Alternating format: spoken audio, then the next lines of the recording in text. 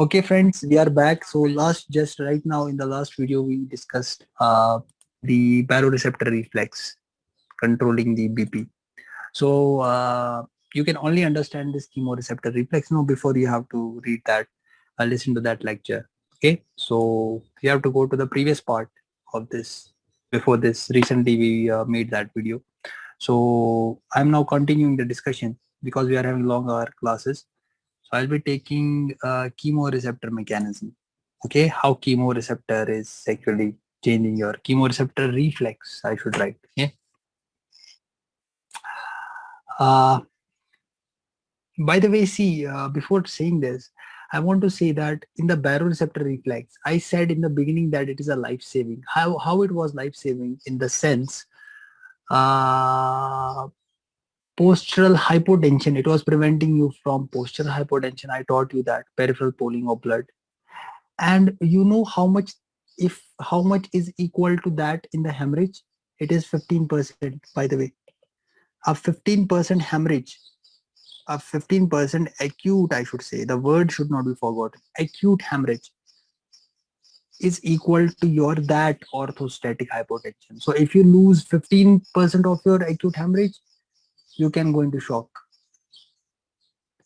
But your baroreceptor is such a beautiful mechanism made by this almighty. He is actually efficiently working to. Did you sometimes think that you have fallen when you rose from suddenly from the position? You sometimes feel, yeah, when you suddenly rise, you feel some sort of. I will be teaching you this in neurology. Okay, you will enjoy it. But at the same time, the God is so much basically merciful that He has bestowed you with this baroreceptor reflex. Are we clear? So it's this actually baroreceptor reflex is stimulated.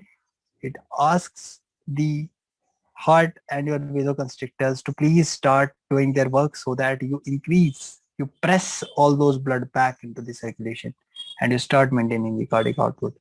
This should be actually, no, wonder, if you want to say wonder, basically a very beautiful mechanism, can say. But now is the chemoreceptor reflex. Chemoreceptor reflex. In the chemoreceptor reflex, I taught you, I think already, that chemoreceptor reflex is present on aortic body and carotid body. Carotid body. Okay. And these receptors will be sensing a change. Which changes can a chemoreceptor sense? Which changes can a chemoreceptor sense? Is number one, hypoxia will actually intervene.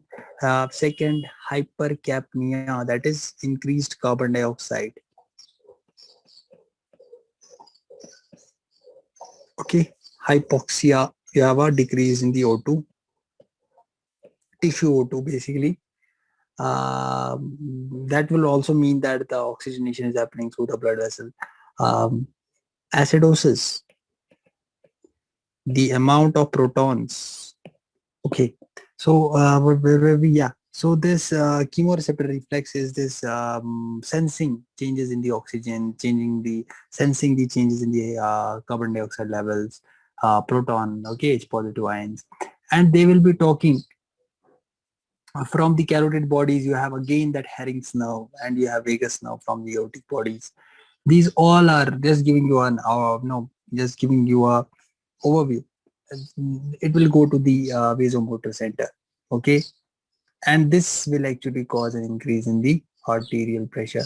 Okay, thus what will happen is that uh, basically it's not that this reflex is doing something great in the arterial blood pressure, but yeah, at low pressures it will protect you from the hypotension.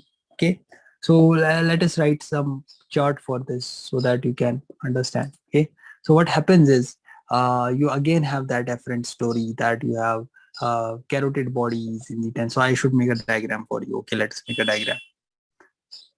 So you have again this common carotid,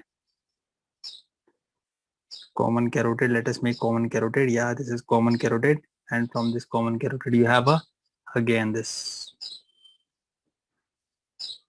and this is your external carotid, and this is your internal carotid, isn't it? This is your common carotid, fine. And you have here, you have a carotid body. You have a carotid body here, carotid body. Okay, and this carotid body is actually through the which nerve? Ninth cranial nerve is talking to the, again goes to the medulla in the vasomotor center. Vasomotor center. Okay, and you also have aortic arch here. You have an aortic arch, and you also have here aortic body, isn't it? So aortic body.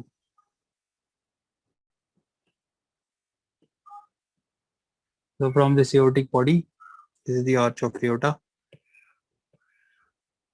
aortic body. So through the which nerve? 10th cranial nerve. 10th cranial nerve. It will go to the respiratory center and CIC. What is CIC? Cardio inhibitory center, isn't it? So it goes into the respiratory center. Respiratory center and cardio inhibitory center. Cardio inhibitory center, that is called CIC. Okay. These connections, have we made this connection? Yeah. Now see what will happen. I will start talking about this. What happens is that I don't have a pointer here. I don't have a pointer.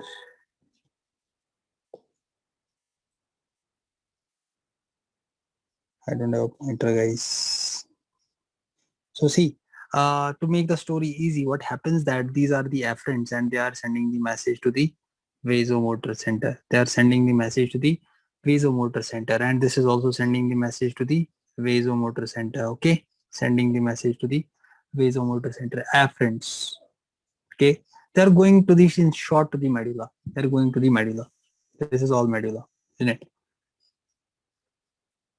Now you will be having, once you are stimulating these chemoreceptors, you will get some effects. You will get some effects.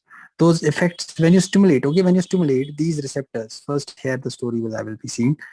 If you stimulate these two, you have some effects because you have some concentration of something in the lumen and they are stimulating it. So these effects are categorized into primary effects and secondary effects. Primary effects and secondary effects. Okay.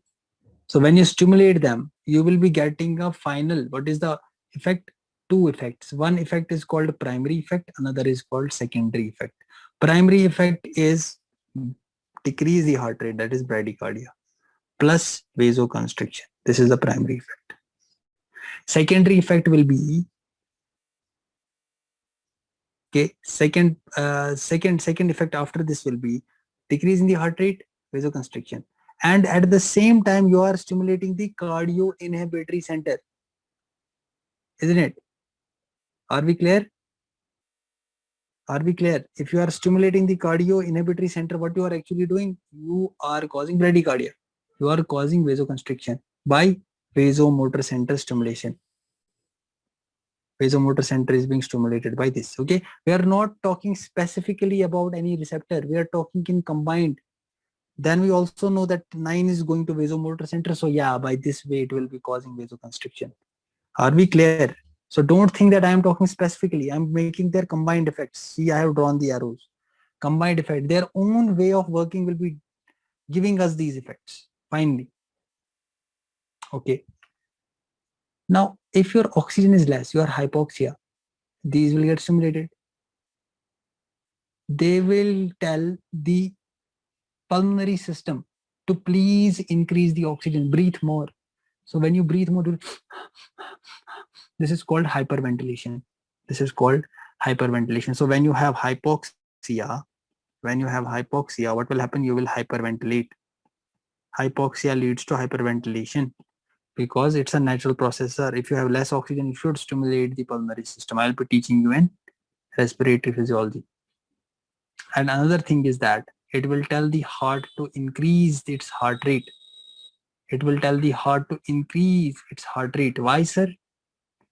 Definitely, sir. Maybe you are not supplying the pressure. You are not sending the more blood. That's why maybe the oxygen is there. So it's trying to rule out everything. The body is trying to rule out. That's why it is telling every system to work. Okay. So you will have these secondary effects. So let me write it under secondary effects. So these are secondary effects. Increases the heart rate. Increases the heart rate. So who was doing all this? Hypoxia is doing all this. Because why heart rate increase? Do you know? Adrenal medulla. Isn't it? So sir, one way you are saying decrease heart rate, another way you are saying increase heart rate, then there should be a net effect which you should tell us, isn't it? You are saying from one mechanism you have an increased heart rate, but at the same time body is moving in another mechanism. So adrenal medulla, you are increasing the catecholamines, that's why you had this increased heart rate. So the net effect will be net will be no change in heart rate or mild variety of tachycardia, mild, no or mild, and vasoconstriction will definitely be there. And these two will, this vasoconstriction, I told you blood pressure is mainly the role player is the vessel. Play with the vessel, blood pressure will be played. You will play with the BP. You play with the vessel, you are playing with the heart. You are letting the heart to modulate in that way. So vasoconstriction will increase the BP. Will increase the BP. Okay. So, sir, which pressures, in what variation of pressures will this chemoreceptor reflex work? It will work in a variation of 40 to 70 should be, you should remember the 40 to 70 mmHg is the range at which this will be doing this reflex. You will be having this reflex, guys. Okay. Fine. I had told you another reflex that was Cushing's reflex. Now go to the next reflex, Cushing's reflex. Cushing's reflex. See Cushing's reflex. Please have a look. Please have a full understanding of this. Okay. To make you understand the Cushing's reflex, I would like to start with, I should say like this. See what happens is when you have a person came with a road traffic accident, RTA, person had a road traffic accident, and what happened? He got an acute hemorrhage. Okay, acute hemorrhage. Oh, we will understand this by the case. It helps us in understanding. So RTA happened, acute hemorrhage happened. That is blood loss is happening, isn't it? Hemorrhages, you are having blood loss. Blood loss is happening. Will you be actually, if the blood has been, you lost the blood, that means your main organs of the body will not be receiving that much blood. That means you are compromising the circulation, perfusion of those organs. And will it also decrease the blood flow to the brain? Because you have decreased the blood, quantity of blood in your body. So you will be actually decreasing the CBF. What is CBF? Cerebral blood flow. Cerebral blood flow. So when you have a decrease in the cerebral blood flow, will you increase the hypoxia state in the brain? Will you increase the hypoxia state in the brain? Will you also cause hypercapnia in the brain? Because carbon dioxide will build up. You are not able to oxygenate that amount of blood because blood is not there. Perfusion defect. It's a perfusion defect. You are having less volume. Hypovolemia is happening. Patient is not having that much volume which is adequate required to actually supply the vital organs of your system. So what will happen? Your vasomotor center will get what? So in the brain, one of the centers, your vasomotor center will have an increase in the hypoxia, will have increase in the hypercapnia. This is a direct stimulator. Remember that word which I taught you in the last lecture. It is a direct stimulator of vasomotor center. It will work such tremendously. This hypoxic and hypercapnic state will make it damn sure hypoxic and hyperventilating state will make it damn sure. Do you know damn sure? To stimulate, to increase the pressure, to increase the vasoconstriction. It will poke this vasomotor center to the maximum level, to the tremendous level, such that vasoconstriction happens and you have a raise in the blood pressure. And what it will do is, it will tell, see how genius this body is. The genius is actually the God, not the body. And he has made it like that. So what he did is, he said, do I need more blood to the skin, GIT, or I need more blood to the brain? Is brain important or GIT, digestion, chicken piece important? Is chicken piece important or brain is important? Will you run at the time of acute hemorrhage? No. So the need right now is the brain, because listen to my word, as perfectly written by Harrison and Robbins and Guyton, brain can't withstand hypoxia greater than 7 minutes. After 7 minutes, brain will go into coma. If within 7 minutes, if you are not able to send the blood perfusion to the brain will go into coma. Even if you restore the blood after 7 minutes, you would have done a massive damage to the brain. Brain is having an irreversible cell injury. I will be teaching you in pathology. Brain is having the irreversible cell injury after 7 minutes, while as other organs have 12 hours, 24 hours. So when we are treating any patient in the emergency, we are more concerned about his brain. We check his carotid pulse, we check his peripheral circulation, whether the blood is going to the brain or not, because brain will die after 7 minutes, guys. Some books are giving a range 7 to 10 minutes. I think if highest will be, there will be, it's at 10 minutes, I think. Brain can't withstand hypoxia. And what is this brain doing? He's a genius.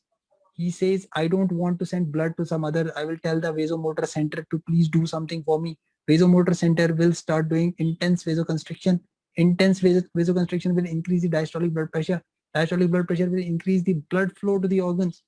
This is called reflex, Cushing's reflex. This mechanism is called reflex response. This is called CNS ischemic response. Are we able to understand, guys? CNS ischemic response. If your BP, when will this get activated, sir? Please tell us also. That is interesting. When will this get activated? When your BP falls less than 40 mmHg. When your BP falls less than 40 mmHg. And this is the last resort where your body can save. This is the last moment. First was the baroreceptor. This will be the last reflex which will be working. And if this reflex also fails, unfortunately, we will be going into irreversible shock. Are we able to understand, my dears? Can we understand? So this is the CNS ischemic response. So can I say, if suddenly if I go to the medical science, now I go to the neurology. If I get a patient with stroke, I have a deficit. Okay, I have a focal deficit, for example. I got a stroke. What is stroke? I am having brain ischemia. I am having brain stem ischemia. Brain stem is your medulla, isn't it? You have medulla here. So medulla has what? Vasomotor center. So vasomotor center is not receiving blood. That is equal to the oxygen which you are not receiving. It is equal to the hypoxic state. This will activate the CNS response. So will you be having the activation of CNS response in a patient who has a stroke, who comes to the emergency to me, and I'm a practicing doctor there? Will he be showing me? Yeah, he'll be showing me. Okay, so CNS ischemic response. So suddenly a person comes to me with head injury. He got a road traffic accident, and he is not. Why I always speak oxygen? Okay, I am concerned about oxygen. Instead of talking accident, I say oxygen. Okay, that's also a nice joke. So head injury happens. Head injury. What will happen to head injury? You know, when you have a road traffic accident, it increases your intracranial pressure to go into. If I go into neurology, it increases your intracranial pressure. Intracranial pressure activates CNS ischemic response. That is also another thing which I will be telling you. Brain tumors. So will they decrease the blood flow to the vasomotor center? Yes, sir. Will they cause hypertension? Will this finally cause bradycardia? Will you finally kill the heart? Because You will finally land into bradycardia.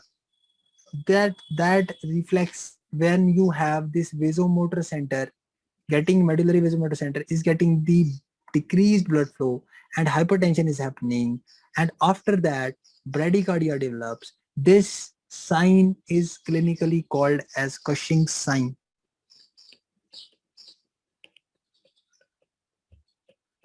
Fine. In short, you have to remember head injury will cause increase in the intracranial pressure, will cause stimulation of vasomotor center, will cause basically hypertension, and after that bradycardia will happen. After that bradycardia happens, this is called Cushing's sign. So I related some neurology here for you so that you can enjoy. Are we clear? Why this bradycardia happens? This is not a bradycardia. This is called a reflex bradycardia. Reflex bradycardia means, see what happened. See what happens. I will tell you. You had a head injury. Your intracranial pressure increased, or you had a brain tumor. Okay, I give you another example. You had a brain tumor, guys. You had a brain tumor. Now, what did brain tumor or head injury do? They will actually increase the intracranial pressure. Intracranial pressure. I will be teaching you intracranial pressure in neurophysiology. Intracranial pressure will increase. Intracranial pressure will increase. Vasomotor center will not be having the blood flow. So you will compensate the blood flow to the vasomotor center. Fine.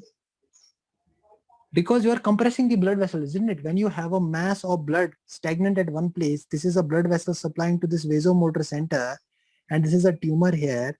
This tumor will actually cause compression of this blood vessel, and if it compresses this blood vessel, what happens? You won't be having blood supply to the vasomotor center, guys. Vasomotor center will not be having the blood. So what will you activate? This causes hypoxia. Exactly, this causes hypoxia. Hypoxia will cause to intense stimulation of the vasomotor center. Vasomotor center is activated, it will cause intense vasoconstriction. This is called Cushing's reflex. This is called Cushing's reflex. Now, this increase in the BP will be sensed by baroreceptor again. Isn't this cycle now turning something else? When you have an increase in the BP, will that BP be sensed by the carotid sinus? Will that activate the baroreceptor reflex? Will it cause bradycardia? Beautiful answer. So that's why I said bradycardia. So I gave you the explanation also because you were not, you thought why bradycardia. So can I call it reflex bradycardia? Right. Are we able to understand, or we are playing here in the video? Can you see how interesting physiology is? How interesting medicine is?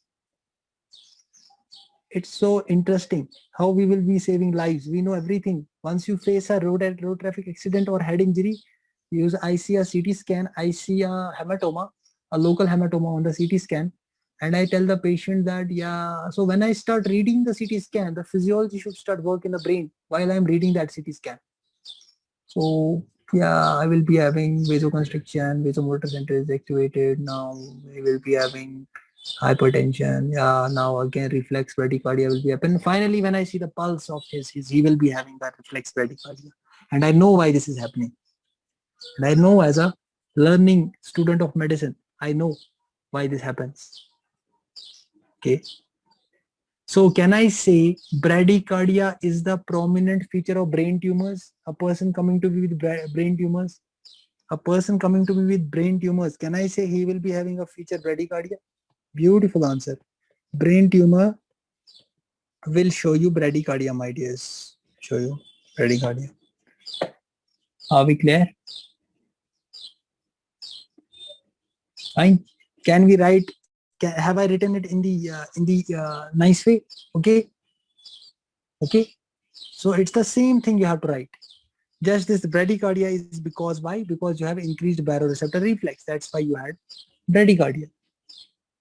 Okay. Okay. By the way, this Cushing, do you know who is he? Do you know who is he, Cushing?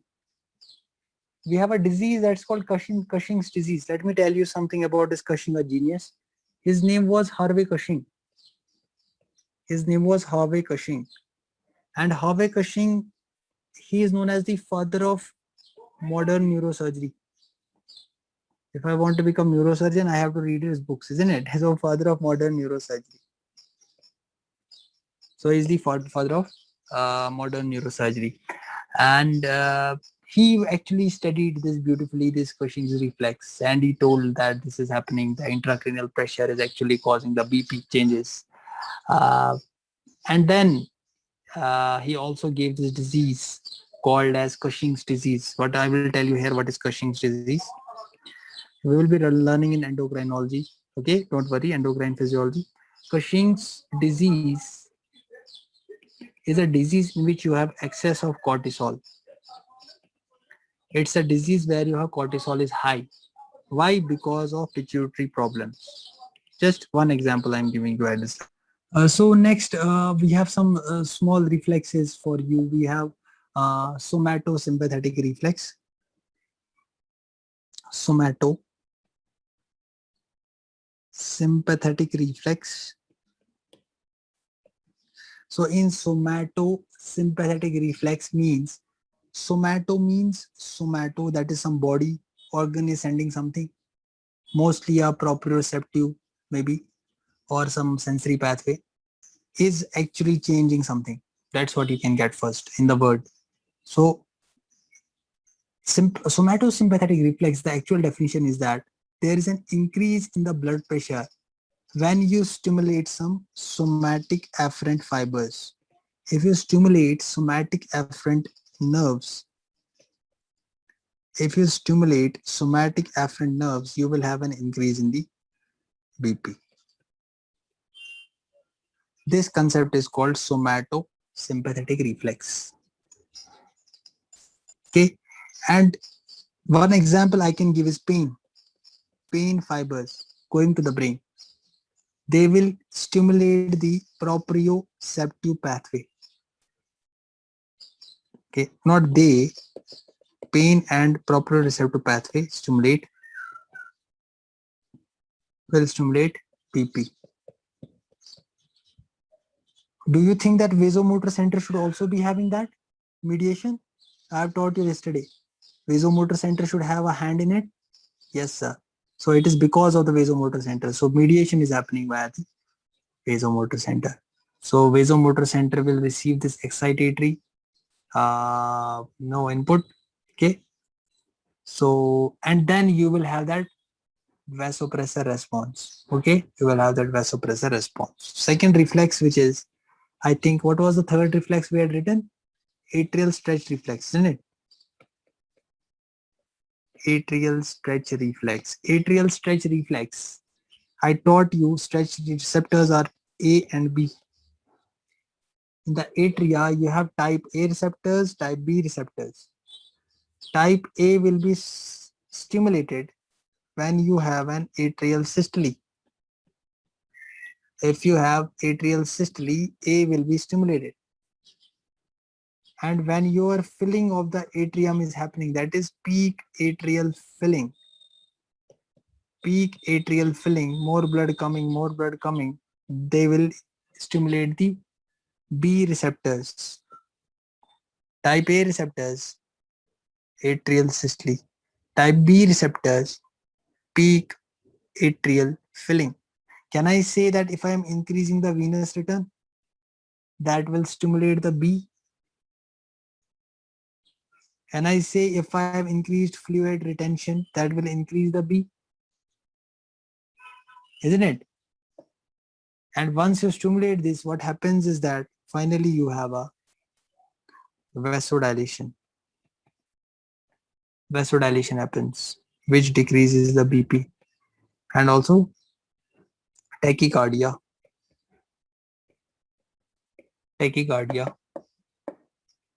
Fine.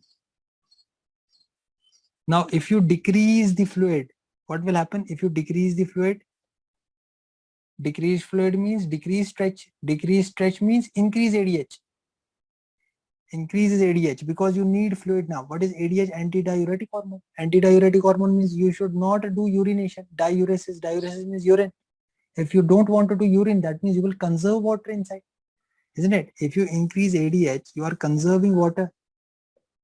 It is antidiuretic. Diuresis means urination. So if you do anti, that means you are not throwing the water in the urine. You are not urinating. That means you are keeping the water inside the body blood. So that means you are conserving. That means you are conserving. That means your BP will increase. That means your blood volume will increase. Is increasing. That's why blood pressure increases. What is the simple word? Simple words are simple.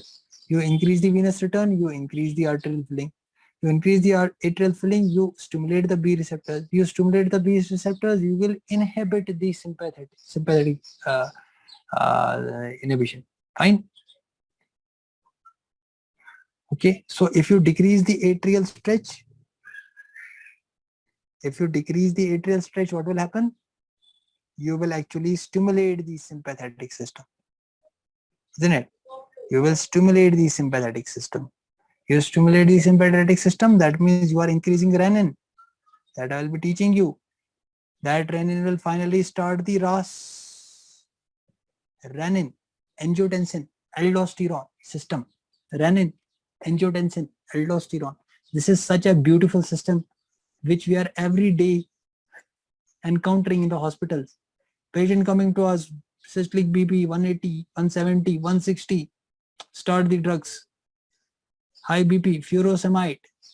Patient, tell him to sit there for some time. Then check the BP again. BP becomes normal. Magic, magic, magic. Isn't it? Magic. Let us talk about the next reflex, that is cardiopulmonary. So what do you think about cardiopulmonary? Dash and dash. Cardiopulmonary reflex, dash and dash. Two locations. Perfect locations I want. No, not like this. Your word should not be heart. It should be atria, my dears. I have taught you already, isn't it? Cardiopulmonary reflex, you should write atria and then you should write the lungs. Don't write heart. Don't write heart. I have taught you precisely. Okay. And also your vascular bed in the pulmonary system. Now let us talk about the ventricular stretch reflex. It's okay. You can make mistakes here, but not in the hospital. So ventricular stretch reflex, pulmonary stretch reflex. What is that? Basically, if I talk about the ventricular stretch reflex, that means this is a ventricle. And in this ventricle, this is I'm taking the left side of the heart. If you have an increased filling of the ventricle, more filling is happening from the atria, more filling is happening. You are increasing what? You are increasing the preload, isn't it? You are increasing the preload. And this is because of, I think it is because of the increased blood volume due to any cause.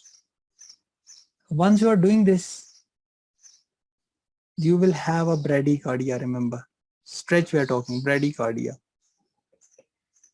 Vasodilation, hypotension. Vasodilation, hypotension. Okay. And it is this ventricular stretch reflex. It is this ventricular stretch reflex which will be actually maintaining your vagal tone. It will be maintaining your vagal tone. That means our normal vagal tone is there. That means, can I say your heart rate is getting checked? Your heart rate is under check. Basal heart rate is there under check. That's why bradycardia is happening, vasodilation is happening. It is checking. Suddenly, if he thinks that more is there, so it will try to maintain that vagal stimulation. Okay. Okay. So, what about pulmonary stretch reflex? I told you yesterday. I think I don't need to write anything. I told you there are pulmonary baroreceptors in your pulmonary arteries, isn't it? For example, this is your lungs, and in the pulmonary artery, you have baroreceptors. In the pulmonary artery, you have some baroreceptors. Okay. If you increase the pulmonary arterial pressure, your pulmonary artery is coming from the right ventricle, isn't it? So pulmonary arterial pressure is increasing. Can I say this is called pulmonary hypertension? Can I call it pulmonary hypertension? Once this happens, you will have bradycardia and decreased blood pressure, that is hypotension. Okay, and do we remember Bain-Bridge reflex? Do we remember the Bain-Bridge reflex that I was filling the body with saline? It caused the atrial filling to increase, and then you were having the activation of TPAR receptors. Do we remember that TPAR? This is for atria I'm talking, Bain-Bridge reflex. TPAR was tachycardia producing atrial receptor. Was it causing tachycardia? Yes, sir. It was causing tachycardia. Why? 10th cranial now. Are we clear?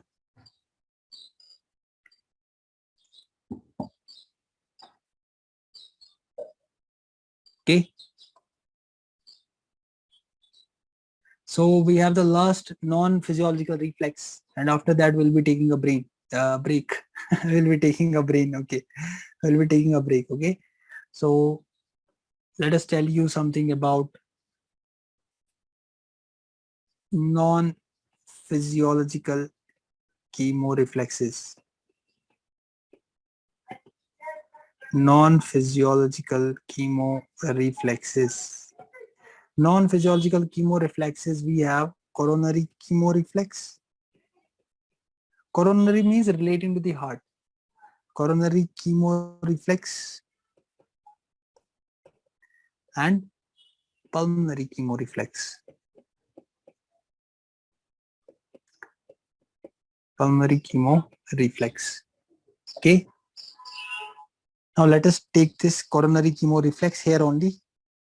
Coronary chemoreflex has chemoreceptors on. Chemoreceptors are present on coronary arteries. You have this heart. I'll be teaching you in the blood supply of the heart. So this is your right coronary artery coming like this, and left coronary artery like this for some time, and then you have the left circumflex artery, and you have the left anterior descending artery. Okay, now these will be having some receptors. And the receptors are called chemoreceptors. So arteries of the blood of the heart, please remember, it's about the heart. Heart has its own blood supply now, so it should have chemoreceptors, isn't it? Should it have its own blood supply or not? It is supplying blood to every organ. It should also have its own blood supply to supply its own organ, isn't it? You forget its blood supply. You only remember blood supply of the aorta and everything. That is meant for the systems. I'm talking about coronary circulation. This is called coronary circulation. The blood supply of the heart. Okay. Now you will be again having the same story, afferents. These afferents will be joining the vagus. Do you know the vagus has SA node and AV node? We had two vagus, right vagus and left vagus going to. So these will be also joining them. These receptors, please, it's not artery, it's nerve fibers. Okay. Fine. And also on the ventricles, you have these fibers on the ventricles. These are which type of fibers, by the way? C fiber. C type of fiber. Okay. C fiber. So what happens is these act as a afferent. So they are sending the signal through the afferent. And these are vagal. Okay. So afferent will be vagal. Afferent vagal from this. Okay. Now if I put someone, I inject. Now I'm giving you an experiment. I inject, for example, 5-hydroxytryptamine.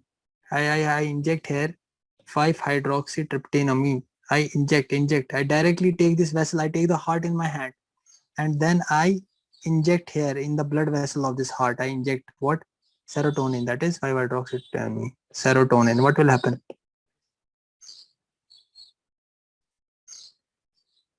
It will cause your body to develop hyperventilation. It will tell your body, please hyperventilate your lungs. It will tell your body to hyperventilate, and you will finally get what? Bradycardia. Bradycardia plus hypertension. Hyper, not hypo. Sorry, hypo. I was telling inverse. Sorry. Hypo, not hyper. hypotension. Hypotension. Okay. So what you did, you inserted some chemical, or you have food, you have something in the food that is called capsaicin. Capsaicin or capsaicin, whatever you call it, I don't know, capsaicin or capsaicin. Okay. So this capsaicin is also behaving same like serotonin. Okay. Fine. This concept is called coronary chemoreflex that led to the bradycardia. Reflex is happening now. So this is called, this is also another name is Bezold Jarisch reflex. Bezold Jarisch reflex. And what happens that if I have a thrombus in this vessel, what happens in MI, in the myocardial infarction, myocardial infarction or MI, what happens in the MI is I have a thrombus, for example, and this tissue will not receive its blood supply. If I am, for example, this was a left coronary artery or this left anterior descending artery I take, and this all tissue here will get what? It will not receive the blood, so you will have ischemia. Ischemia means loss of blood supply to this area, isn't it? And then you will have infarction. Fine. Infarction, after ischemia, dead tissue will start to become. Okay. And this is also causing the same effect like the serotonin is doing. What? Bradycardia, slowing your heart, and then killing it. And hypotension. Are we clear? Fine. Are we clear, friends? So just a little bit to write and then finish this. So we have another reflex, that is pulmonary chemoreflex. So what is happening in the pulmonary chemoreflex is same substances you put in the pulmonary artery. This is my pulmonary artery. Pulmonary artery means it's pulmonary artery here, okay, coming from the right ventricle. Okay, now I put it in the pulmonary artery. The same substances I put in the pulmonary artery, capsaicin, serotonin, now I put it in the pulmonary artery. You will have again what? Bradycardia, hypotension, hyperventilation. So it is reflex. You did something and you had a reflex now response. Okay. Can I say in cases of pulmonary embolism, for example, I had a clot and clot came here, clot came here. Now can I give the blood supply to this region? No blood supply here, isn't it? No blood supply to this area. So can I say in pulmonary embolism, I will have the same effect? Have I given you two clinical things? So you have pulmonary embolism, you have same hypotension, bradycardia. So a patient who comes with acute shortness of breath, okay, and I check his D-dimer levels or pulmonary embolism score, can I first see before that a feature of bradycardia and hypotension and hyperventilation? Same in case of MI, the person will be having hypotension, hyperventilation, bradycardia. So this is all you have to remember about this pulmonary chemoreflex. I hope you have enjoyed this topic. So see you in the next video. Take care. Bye-bye.